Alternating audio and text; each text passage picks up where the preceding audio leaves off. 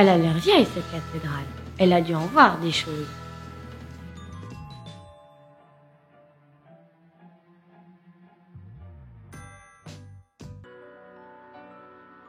La cathédrale actuelle est la énième cathédrale sur le site actuel, avec quand même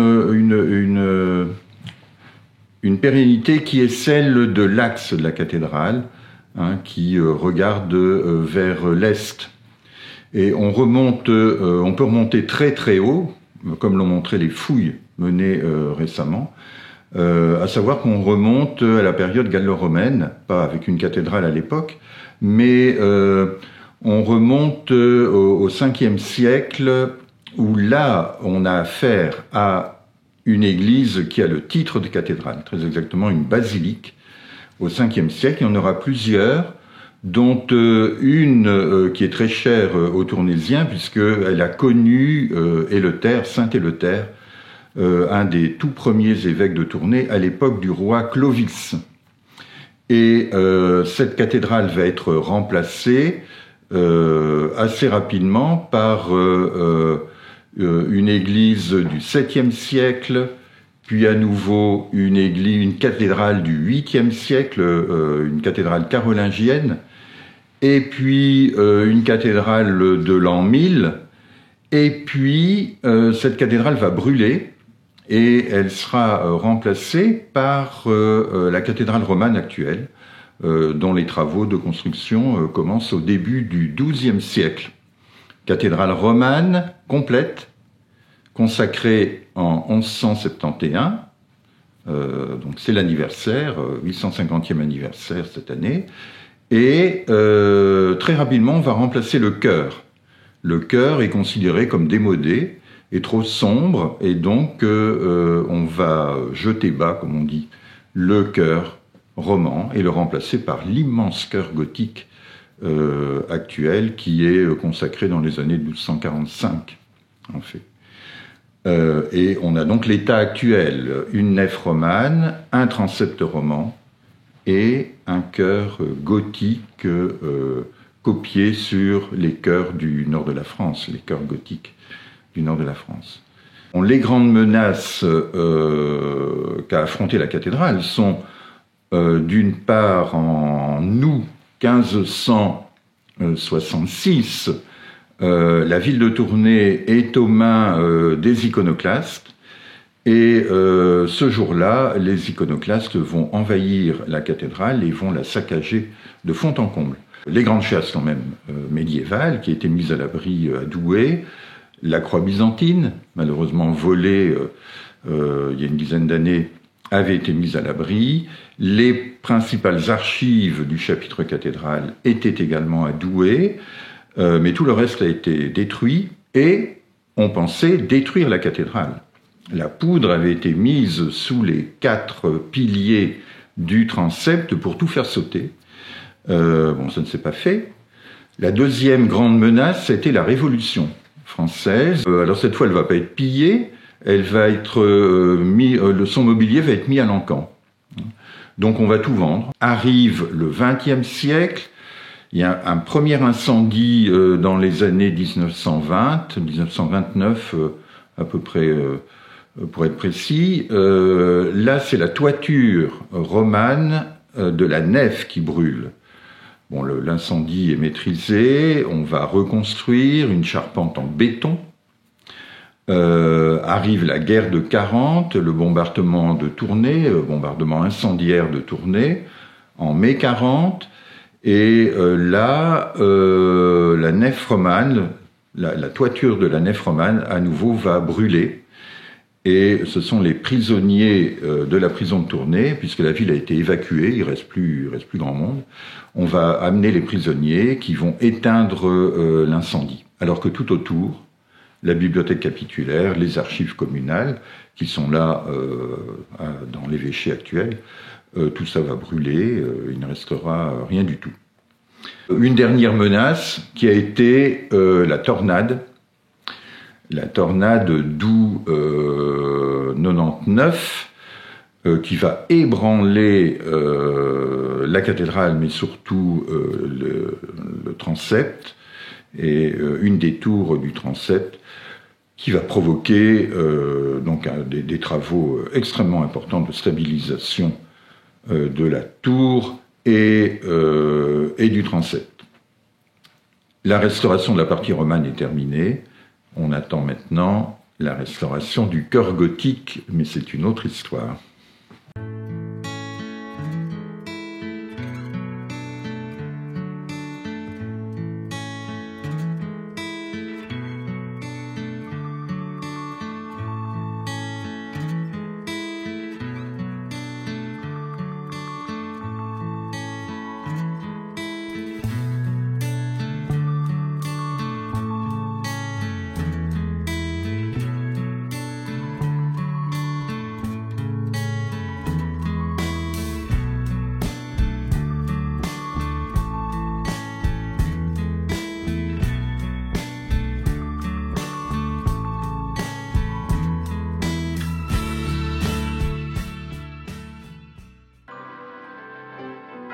L'anniversaire de la dédicace d'une église, c'est déjà très important. Et quand il s'agit de l'anniversaire de la dédicace d'une église cathédrale, c'est évidemment encore plus important.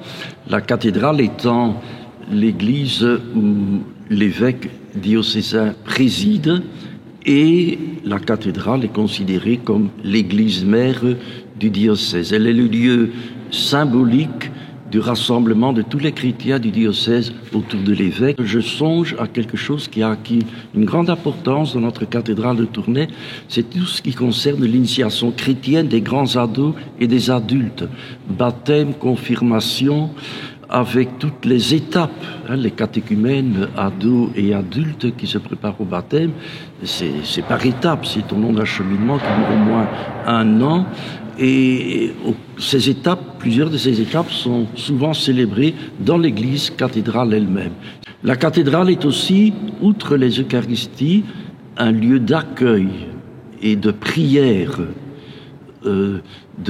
notamment mariale. La cathédrale est dédiée à Notre-Dame. Il y a notamment 2 statues où les gens viennent volontiers confier leurs intentions, Notre-Dame la Brune et Notre-Dame des Malades.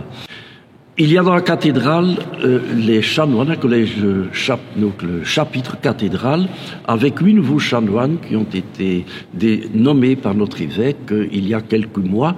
Il y a actuellement 17 chanoines, dont 13 chanoines titulaires et 4 chanoines émérites.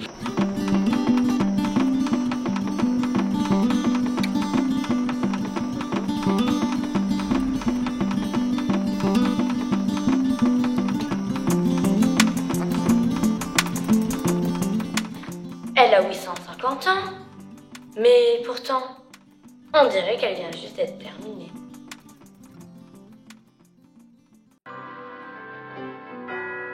Voilà, nous on vient de terminer les toitures des 5 clochers et de la tour romane, un chantier qui a duré à peu près 10 ans.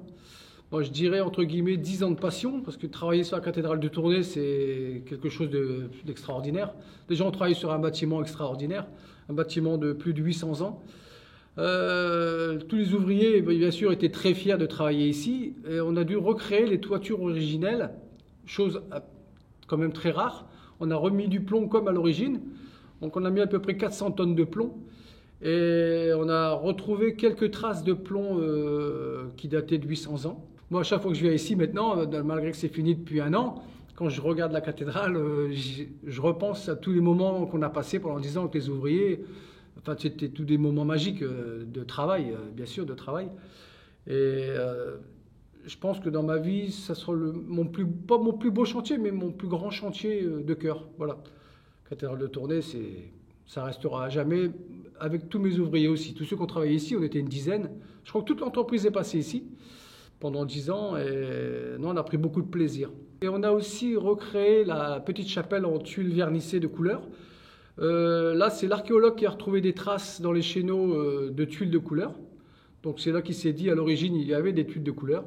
Donc il a fait ce travail de rechercher les couleurs, et d'aller dans les... Je pense qu'il a été jusqu'à Lyon chercher de la tuile.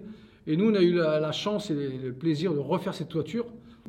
Alors à certains endroits, notamment au transept sud et transept nord, vous avez les charpentes qui ont 800 ans et en fait on n'a pas voulu les esquinter avec aucun clou, aucune vis. Donc il y a eu des surcharpentes de poser dessus avec des étriers en inox.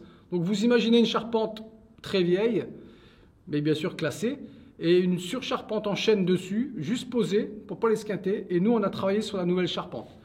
Et ils ont vraiment voulu laisser la trace des anciens, des bois originaux, quoi, comme la tour lanterne, comme tout le monde sait, la toiture a 800 ans, la plus vieille charpente de clocher d'Europe. Parce que nous, on a la chance actuellement, c'est d'avoir des treuils, d'avoir des grues, d'avoir des montes matériaux, des scies électriques, je veux dire des cloueurs pneumatiques. Et à chaque fois qu'on travaille, on pense aux anciens qui, eux, n'avaient qu'une scie, qui devaient affûter tous les jours, ils devaient monter tout à la main. Bon, c'est sûr que le travail d'un gars maintenant, il fallait au moins 10 gars au Moyen-Âge.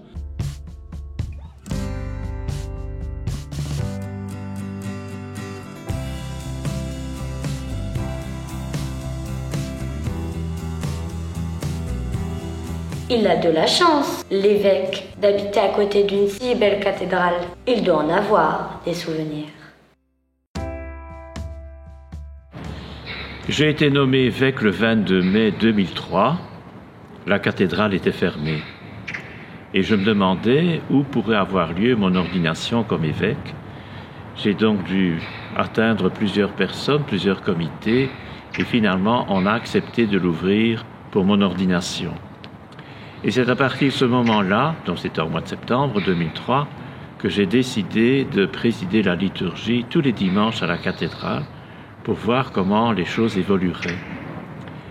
Et c'est seulement en 2007, après mon agression nocturne, que j'en ai parlé avec un de mes visiteurs, M. Elio Di Rupo, et je lui ai demandé « mais qu'est-ce que je fais avec ce bâtiment ?»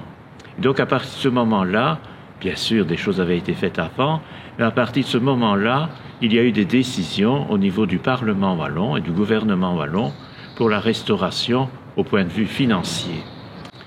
Deuxième chose, c'est que j'ai beaucoup insisté sur la liturgie à la cathédrale, d'où les nominations qui ont suivi d'un recteur, etc., aussi renouvellement du chapitre, et puis au niveau liturgique, j'ai eu la chance que j'avais énormément de gens qui pouvaient venir pratiquement tous les dimanches, les chantres, mais aussi d'autres personnes. Et finalement, donc il y a une assemblée quand même assez importante à la cathédrale chaque dimanche. Et troisième chose, j'ai vraiment veillé à ce qu'il y ait quelqu'un tout le temps qui s'occupe de la culture à la cathédrale. Alors il y a eu plusieurs personnes, dont un des présidents de fabrique, M. Arvan, qui ont beaucoup fait. Et c'est ainsi que, progressivement, les relations avec les pouvoirs publics, avec la province de Hainaut, avec la région wallonne, avec beaucoup d'autres institutions, il y en a 11 qui tournent autour de la cathédrale, on a essayé vraiment de rendre ce lieu accessible à tout le monde. Et c'est ainsi que je suis très heureux pour le moment que quand il y ait quelque chose qui se passe, on demande est-ce qu'on peut venir à la cathédrale? Et quand évidemment au niveau de la liturgie c'est possible, je dis toujours oui. Et donc je crois que c'est en ayant une nouvelle réflexion, et c'est ça que le chapitre a été vraiment bien étoffé, donc en 2020, que j'espère qu'on pourra retrouver la signification profonde de ce lieu, pas pour l'évêque, mais pour le diocèse.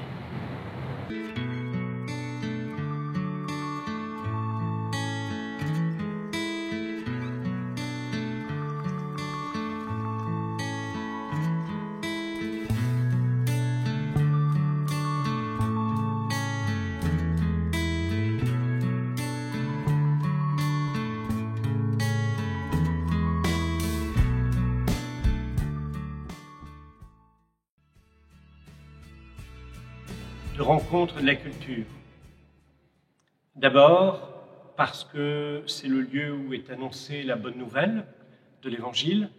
C'est donc un lieu où s'exprime le beau, et le beau est en lien directement avec la culture. Elle est aussi un lieu de culture parce qu'il est la rencontre de plusieurs cultures. Et la cathédrale de Tournai en est un bel exemple, avec ses, si je travaille de façon un peu caricaturale, ces deux parties, sa partie romane, sa partie gothique, et puis tout ce qui viendra par la suite. Je dirais qu'elle est aussi un lieu culturel sociologiquement parlant. C'est-à-dire qu'elle est un endroit pour tout le monde. Elle est un endroit où chacun, que l'on soit croyant ou pas, est invité à passer.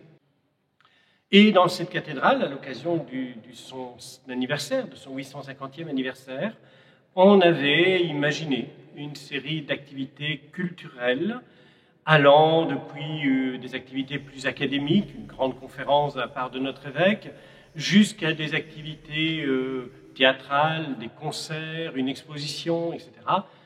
Bon, malheureusement, ben voilà, tout ça a été un peu bouleversé, même beaucoup bouleversé, par la crise sanitaire que l'on connaît, les mesures qui sont prises pour essayer de l'endiguer, et on verra plus tard ce que l'on peut imaginer.